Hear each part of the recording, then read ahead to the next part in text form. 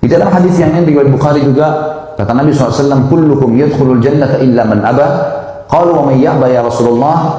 Qala man ata'ani dakhala jannah wa man asani faqad aba. Tiap-tiap kalian pasti masuk surga. Yang sudah beriman ini muslim masuk surga, kecuali orang-orang yang enggan, kecuali orang yang sengaja tidak mau masuk. Para sahabat bertanya, siapa yang enggan ya Rasulullah? Kok bodoh benar gak mau masuk surga itu siapa? Kata Nabi SAW, barang siapa yang mematuhiku niscaya masuk surga, dan barang siapa yang mendurhakaiku maka dia telah enggan. Termasuk dalam durhaka kepada Nabi SAW adalah memilah-milah syariat beliau, menerima yang disukai dan mengerjakan apa yang meninggalkan apa yang tidak disukai. Termasuk pelanggaran terhadap syariat Nabi SAW adalah mengada-ngadakan syariat setelah beliau menyampaikan, yang biasa dikenal dengan bid'ah. Itu termasuk adalah tidak menghormati Nabi SAW. Nabi SAW sudah mengatakan di akhir hidup beliau, waktu selesai haji wada, haji perpisahan, beliau naik di atas mimbar pada saat turun firman Allah SWT surah Al-Maidah ayat 3, A'udzubillahi minasyaitonirrajim, al-yawma akmaltu lakum dinakum wa atmamtu alaikum ni'mati wa raditu lakumul Islam madina. Hari ini aku sempurnakan agama kalian, nikmatku pada kalian, dan aku ridho Islam sebagai agama kalian. Maka beliau SAW naik di atas mimbar, kumpulin semua sahabat lalu berkata, seorang hamba setelah memuji Allah salawat pada diri beliau SAW, beliau mengatakan seorang hamba diberikan pilihan bertemu dengan Tuhannya atau tinggal di dunia yang fana ini. Lalu dia memilih Tuhannya.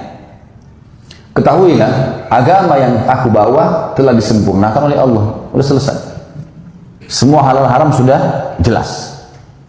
Semua sahabat itu suka duka, mereka saling salaman, berpelukan, gembira. Agama Allah sempurna luar biasa. Kecuali Abu Bakar. Abu Bakar menangis, terisak-isak di masjid. Maka semua sahabat bertanya, ada apa wahai Abu Bakar? Kata Abu Bakar, waktu Nabi SAW masih di atas mimbar nih. Kata Abu Bakar, kalau pembawa risalah dari langit sudah menyampaikan semua amanah sang pencipta, kira-kira menurut kalian apa yang tersisa? Sahabat diam.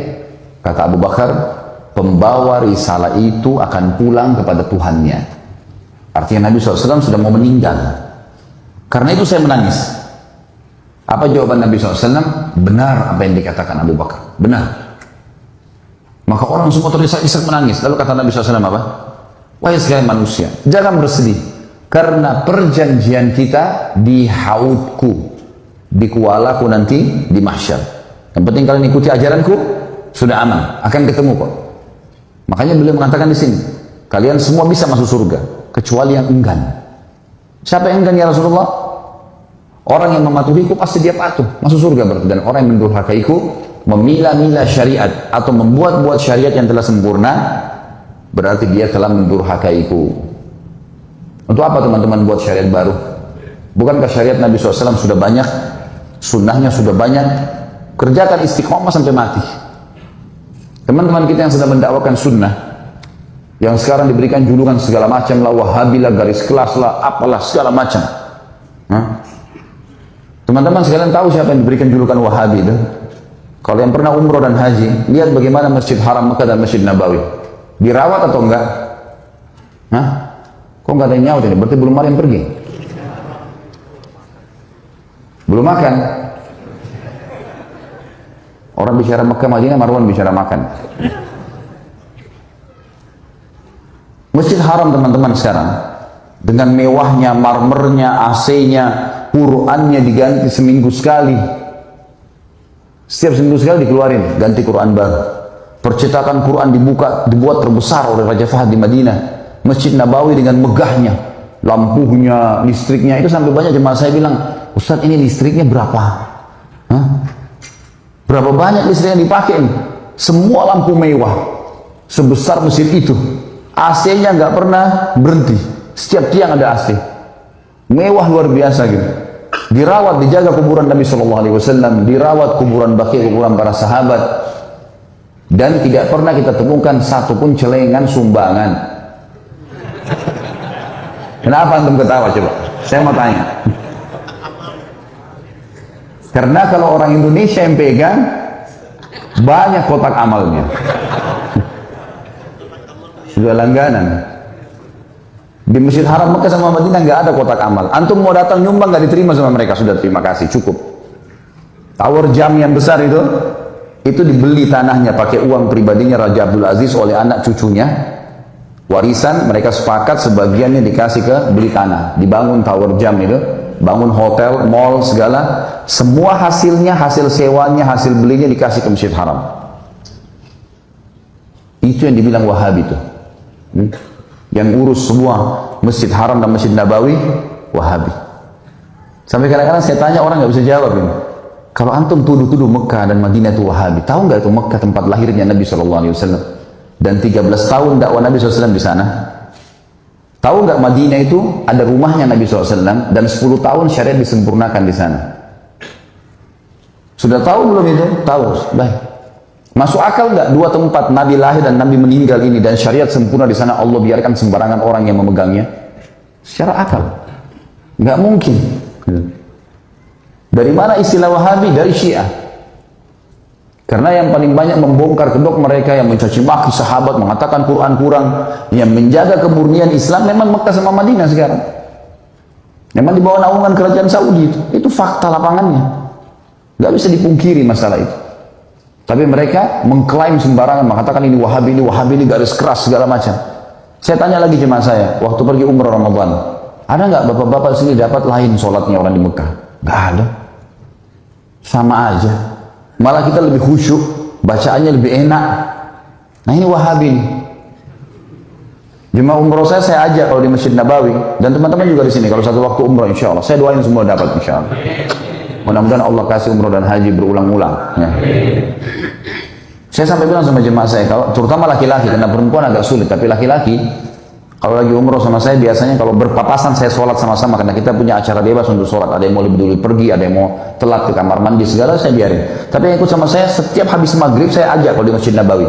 Setiap hari saya pindah-pindahin, sebentar halaqah syekh ini, sebentar halaqah syekh ini, sebentar halaqah syekh ini ajar hadis, ini ajar fikih, ini ajar macam-macam ilmu Al-Quran, ya. Macam-macam syekh banyak di situ ajaran.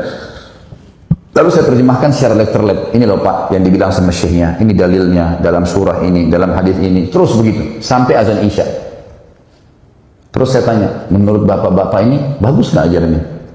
Bagus Ustaz. Dari tadi ini Allah berfirman, Rasulullah bersabda. Allah berfirman, Rasulullah bersabda. Saya bilang ini yang di Indonesia diklaim Wahabi ini. Ini fakta lihat lapangannya, coba lihat. Besok pindah ke Syekh Fulan, besok pindah ke Syekh Fulan. Di Mekah juga begitu. Dan antum bisa kalau ngerti bahasa Arab paling bagus datang ke situ, nanyain semuanya. Semuanya berisi dengan wahyu. Qala Allah, qala Rasul, qala Allah, qala Rasul. Karena menjaga kemurnian agama Islam. Itu yang diklaim dengan Wahabi. Dan yang menuduh mereka siapa? Orang-orang Iran, orang Persia, yang dasarnya mempertahankan ajaran Syiah. Quran kurang lah, sahabat dikafirkan lah. Yang mana kita mau dengar nih sebenarnya? Jelas-jelas mereka tinggalnya sudah jauh dari tempatnya Nabi SAW. Ajarannya mencaci maki. Saya tahu siapa yang dicaci maki? Mertua Nabi, Abu Bakar sama Umar. Yang dicaci maki dianggap zina istrinya Nabi. Yang dianggap kafir iparnya Nabi, Muawiyah. Adiknya Muawiyah, Ummu Habibah menikah dengan Nabi SAW, Ummul Mukminin. Dia sebenarnya Abdullah bin Sabah tujuannya mencaci maki Nabi SAW, tidak bisa. Caci makilah orang sekitarnya. Ya. Jadi teman-teman yang saya ingin titik beratkan di sini adalah tempat Nabi SAW menyampaikan wahyu dijaga sama Allah. Dijaga sama Allah. Dan sampai sekarang turun-temurun ulama di sana mewariskan ilmu-ilmu hadis dan ilmu Al-Quran. Maka jangan mudah termakan dengan isu. Terus itu seperti virus yang berbahaya, Wahabi, Wahabi, Wahabi, Wahabi, supaya panas di kuping orang dan akhirnya orang nolak. Ya. Termasuk kalau antum lihat di YouTube itu namanya Khalid Basrama, Wahabi besar itu. Jadi yang antum dengar ini, yang saya bacain dari tadi, kalau Rasulullah SAW bersabda riwayat Bukhari, Allah berfirman di surah ini Wahabi. Ya antum pakai akal cerdas lah. Jangan termakan dengan arus main nilai sembarangan. Berarti target mereka untuk menjauhkan orang dari sunnah Nabi SAW berhasil. Jangan sampai itu terjadi. Jadi semua orang yang menolak ajaran Nabi SAW masuk dalamnya, mengerjakan apa yang dia suka, meninggalkan apa yang dia tidak suka, atau membuat-buat yang Nabi SAW tidak ajarkan. Hati-hati, termasuk kekufuran yang nyata kata para ulama adalah bila seseorang menganggap masih ada bagian risalah langit yang belum disampaikan oleh baginda Nabi SAW. Ini kekufuran yang nyata. Allah sudah mengatakan Nabi SAW sudah menyempurnakan agama di tangannya, lalu kita bilang tidak, masih ada yang belum diajarkan, lalu kita buat-buat. Ini bahaya sekali. Selanjutnya sabda Nabi SAW dalam hadis Bukhari yang lain, innar risalata wan nubuwata qad inqata'at fala rasula ba'di wala nabi. Ketahuilah sesungguhnya kerasulan dan kenabian telah terputus, dihentikan sama Allah dengan diutusnya beliau, maka tidak ada rasul dan tidak ada nabi sesudahku. Ini harus dipegangin baik-baik. Terakhir beliau dan cukup diikuti Nabi Muhammad SAW.